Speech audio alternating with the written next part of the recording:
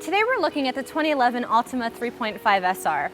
It's Nissan's Sporty Edition midsize designed to go up against cars like the Honda Accord, Hyundai Sonata, and Toyota Camry. What we're driving today is the V6 with 270 horsepower and Xtronic drive.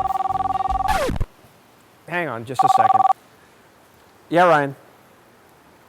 How did you end up in Leavenworth? Well, yeah, that's a lot of beer.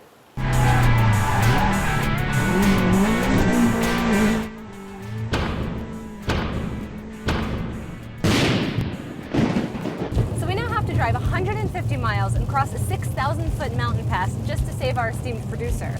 So we have a front-wheel drive 2011 Nissan Altima, we have a full tank of gas, and we've also got some chains in the trunk, you know, just in case. And your turn signal's on. Okay, action. The car we're driving today is a whopping 270 horsepower V6 that's made it to Nissan's Xtronic CVT. The one we're driving today is roughly $30,000 thanks to the 3.5 SR premium package.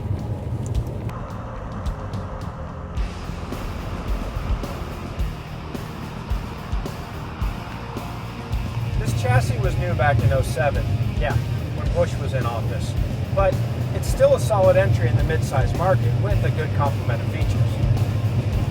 Nice. Alright, and action. As far as the outside of the car, well, are we going to stop and reshoot the outside of the car again, or are we just going to use the stuff that we shot earlier?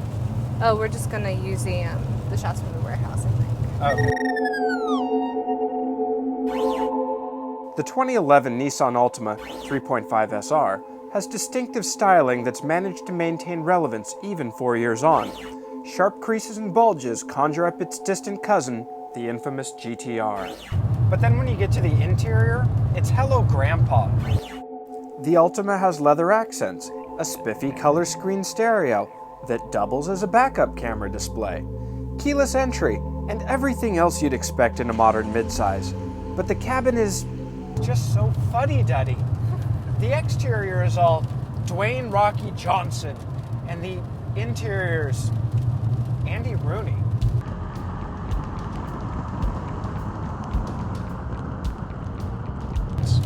Well, instead of 70 ashtrays, now we have 70 cup holders.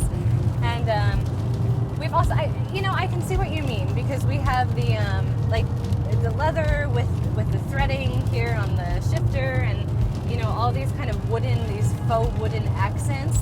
They're a little hokey. I mean, the coloring, it's definitely reminiscent of the old station wagon, the old wooden station wagon my grandparents drove. But I'm pretty comfortable. I have a lot of leg room. The glove compartment is huge. It's really big. This has a cool. You got one.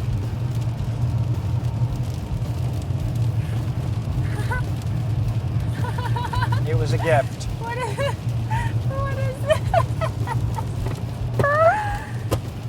So you've got a cool little place to hide your Star Wars books, and then if you press the other button, you have this really roomy. Ouch!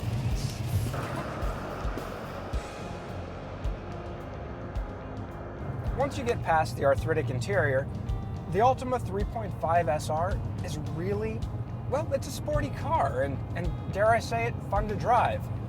Yeah, I guess you could say that this is one old grandpa that can really cut a rug. Yeah, I said cut a rug. Gas mileage is about what you'd expect in 2007.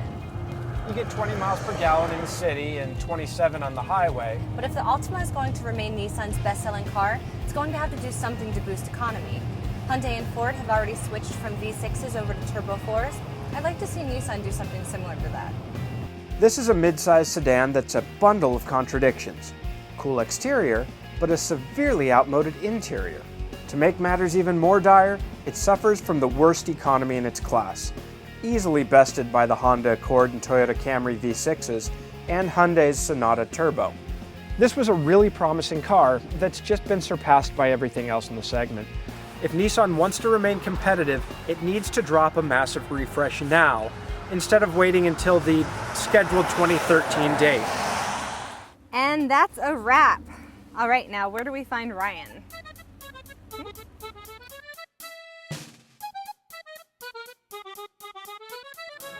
Jeez. How's it going? Good.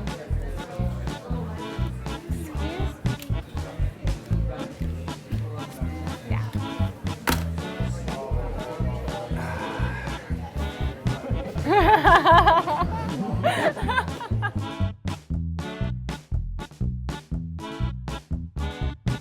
Oh, crap. What do you think?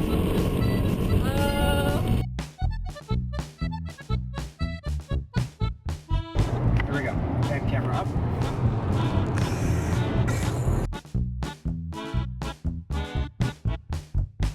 That's really nice and all. It's Let's so finish shooting. gorgeous. Let's finish shooting the in-car stuff Look so we can at just... the beautiful scenery around here. It's just, I know, it's just so great, isn't it? For beautiful scenery, please see YouTube comments. Too soon?